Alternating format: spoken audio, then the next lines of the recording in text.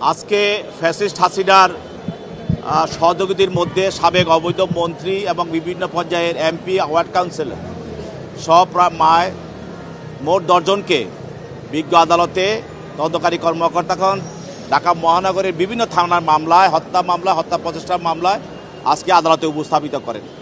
তার মধ্যে 7 জনের বিরুদ্ধে রিমান্ড প্রার্থনা করেন এবং এই 7 জনের মধ্যে অন্যান্য আসামিদের বিরুদ্ধেও বিভিন্ন মামলা তাদেরকে গ্রেপ্তার দেখানো হয়।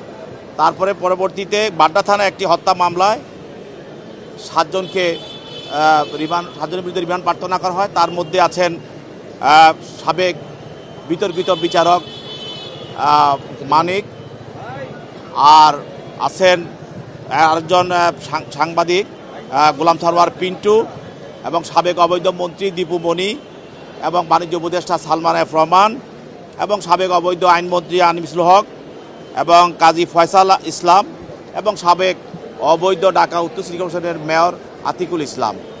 এদের বিরুদ্ধে তদন্তকারী কর্মকর্তা রিমান্ডের প্রার্থনা করে বলেন যে এই আসামিরা গত 20/7/24 তারিখে বাড্ডা প্রগতি সরণিতে একজন ভ্যান চালক হাফিজুল শিকদার গুলিতে নিহত হয়।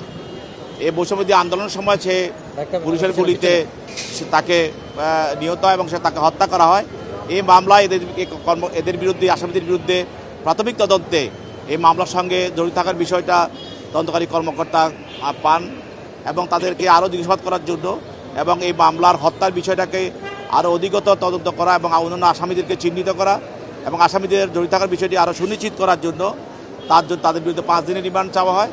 বিজ্ঞ আদালত তাদের পক্ষে আইনজীবীরা ছিলেন, আইনজীবীরা রিমান্ড বাতিল জামিনে প্রার্থনা করেন। উভয়ের বক্তব্য শোনার পর বিজ্ঞ আদালত 2 দিনের রিমান্ড মঞ্জুর করে তাদেরকে তদন্তকারী কর্মকর্তার নিকট হস্তান্তর করেন।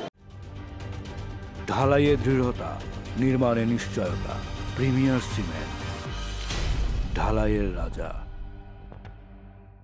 এছাড়া এই 7 জনের মধ্যে আনিসুল হক, আতিক সাহেবকেও সদস্য করে দেওয়া হয়েছে। এছাড়াও আরও 4 জনকে কামাল আহমেদ মজুমদার তাকে 2 মামলায় এবং আনিসুল হক এবং জিয়াউল হাসানকে 1 মামলায় এবং আনিসুল হককে আরও 2 মামলায় গ্রেপ্তার দেখানো হয়েছে।